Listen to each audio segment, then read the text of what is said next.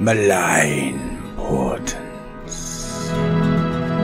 Cause celebrate. Order! Order! Sebastian Mensch banged his ceremonial hammer on the polished surface of the wormwood debating table. The priceless antique had taken quite a beating these last few days, but it seemed to be the only way the Master Patriarch could get the 244 lords of the Heaven Hall to keep their peace. "This is getting us nowhere," he shouted. The delegates of the Grand Conclave stared at him in various states of effrontery or contempt. "We cannot meet this new era of darkness divided, or we will be picked off, whittled away, and slain in our beds." "We will indeed," said Orisa of the Gilded Abacus, "if the artisans keep all the wealth for their pretty castles." "This is not some savage horde that can be held back with walls and war machines," roared Baragast, the high despot of the Order of Azir. "This is a supernatural scourge. It will claim us all unless we meet it with fire and faith." "So you have no need of our defences," said Evandel, wall mistress of the High Artisans, "nor the cogforts, nor the magma canals." "That is not what I'm saying," said Mensch, inclining his head towards the benigned Doyenne, as her steam cherubs clucked and muttered in disapproval.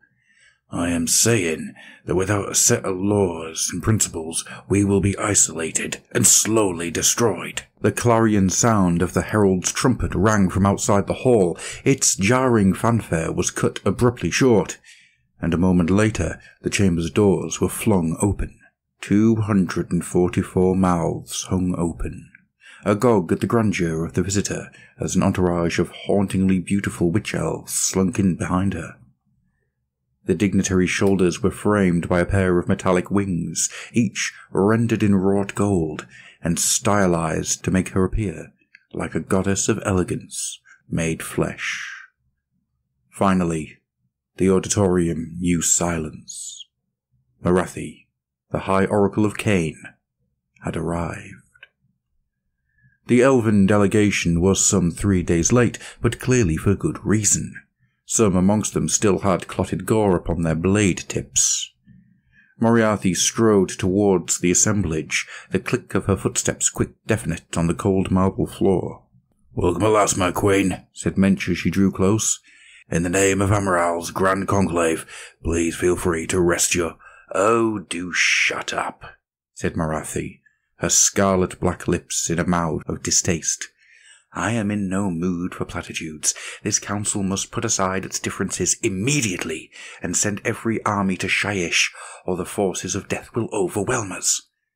"That is what I've been saying for the last 14 hours, said Mensch, looking around the delegates. "But my peers seem ill-inclined to listen." Excelsius's Illuminus Veriter, Hennedorf, bristled so much that his dense moustache quivered like a scared mole. "You know as well as I do, Mensch, that we cannot." Morathi whispered something inaudible. Hennedorf made a strange, choking sound, eyes bulging, but did not say another word. "We cannot," said the Queen. "That is the unspoken motto of this ungainly soot-stained sprawl. Always, we cannot. We will reverse that, my friends. We, the champions of progress, can achieve lasting victory. It is the will of Cain." "Cain," said Elthra Sphinx, the supreme pontifex's chims wobbling in disdain. "The elven god of war, is he not long?" "But how to unite our efforts?" said Mensch, interrupting Vinx before she said something she would regret.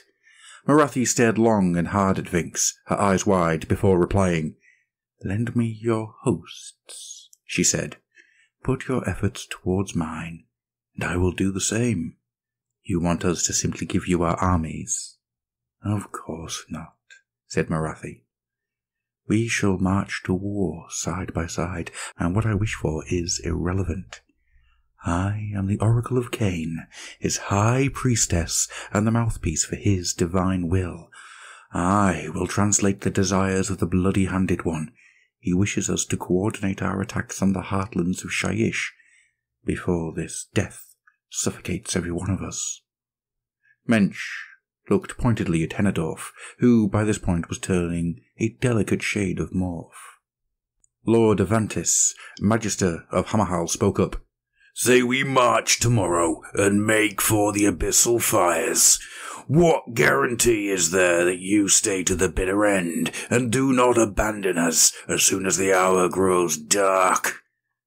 The hour is already dark, said Morathi. But that is a fair question. She gestured with one fair hand to her followers, all alabaster skin and sculpted armour. Look at us, she said, gesturing with her other hand at the obese mountain of velvet and peacock feathers that was the Lord Winter. In form we are different, but we all live. We all want to live, to feast, to love, to grow old in the service of our gods. These things unite elf, human, and Duradin alike. And what does Nagash want? Death. No, said Morathi. He wants undeath. He wants the realms to be reshaped in his image, to be little more than clockwork machines of bone, sinew, and magic that obey him, and him alone. He is every bit as dangerous as the warlords of chaos. So, we divide our forces between the fight against chaos and the rising tide of death, said High Castellian Brutar. Divide and be conquered. No, idiot, spat Morathi. We unite, bolstering our numbers, then divide as necessity demands. The sum total is the same. By working together, by giving free access to hard-won realm gates, we can stop Nagash in whatever dire work is sending these visions of doom through every culture and creed. None spoke out against her. This way, she said, smiling, as she realized the audience hall was hers. We invade, we destroy, and we bring a new order to Shyish.